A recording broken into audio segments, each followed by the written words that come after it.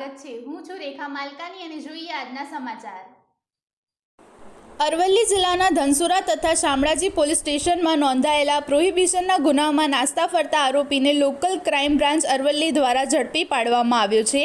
આ કામગીરી વિરેન્દ્રસિંહ યાદવ નાયબ પોલીસ મહાનિરીક્ષક તથા મનોહરસિંહ એન જાડેજા પોલીસ અધિક્ષક તથા ઇન્ચાર્જ પોલીસ અધિક્ષક આરડી ડાભીના માર્ગદર્શન હેઠળ હાથ ધરવામાં આવી હતી।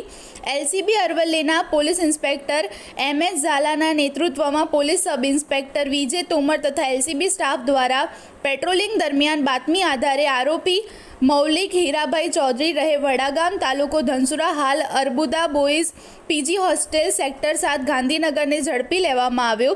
પકડાયેલ આરોપી સામે ધનસુરા તથા શામળાજી પોલીસ સ્ટેશનમાં નોંધાયેલા પ્રોહિબિશન અને અન્ય ગુનાઓમાં કાયદેસરની કાર્યવાહી કરી તેને ધનસુરા પોલીસ સ્ટેશને સોંપવામાં આવેલ છે।